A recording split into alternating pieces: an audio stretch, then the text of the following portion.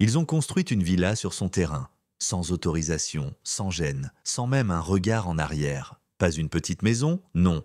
Un monstre de béton et de verre qui s'étendait jour après jour comme un parasite. Et chaque matin, en ouvrant ses volets, Malik la voyait étouffer un peu plus l'histoire de sa famille. C'était censé être un coin tranquille, à la périphérie de Toulouse, un bout de terre que son grand-père avait acheté après des années à bosser dans le bâtiment. C'était pas grand-chose, mais pour eux, c'était sacré. Et pourtant, voilà qu'une voisine fraîchement débarquée, Élodie Vernier, petite bourgeoise à la voix douce et au regard tranchant comme un couteau, avait décidé que cette terre était à elle. Ce cabanon, ça dévalue tout le quartier, vous comprenez ça ? Qu'elle lui avait lâché un matin avec son éternel sourire plastique. Malik, il a serré les dents. Il a toujours été du genre calme, respectueux.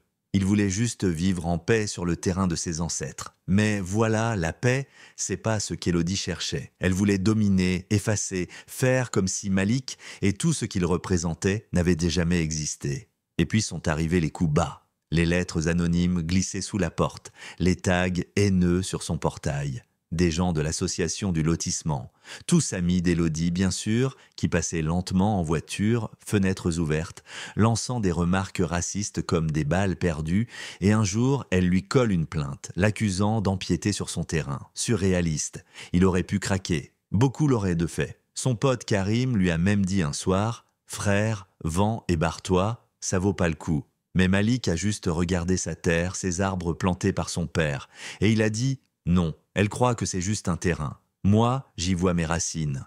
Et c'est là qu'un twist inattendu a changé la donne, monsieur Landry. Un vieux bonhomme discret, cheveux blancs, toujours poli, qui habitait à 3 maisons. Un soir, il toque à la porte de Malik, un dossier poussiéreux sous le bras. Je vous ai entendu parler à la mairie. J'ai retrouvé d'anciens plans cadastraux. Votre famille est bien propriétaire de cette bande de terrain qu'elle occupe.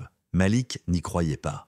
Il a ouvert le dossier comme on ouvre un coffre au trésor, des cartes, des actes, des signatures datant d'avant même la naissance d'Élodie. Il a porté ça au tribunal. Son avocat, M. Dubois, a plaidé avec le cœur, parlant de mémoire, de patrimoine, de dignité. Mais le juge, lui, regardait à peine.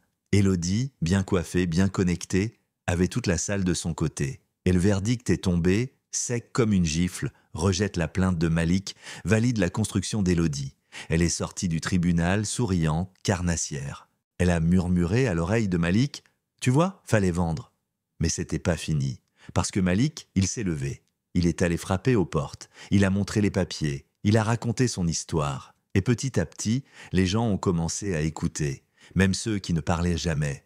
Même ceux qui avaient peur. Karim a fait tourner une vidéo. Une journaliste locale l'a relayée. Et un matin, tout a basculé. L'affaire a fait le buzz.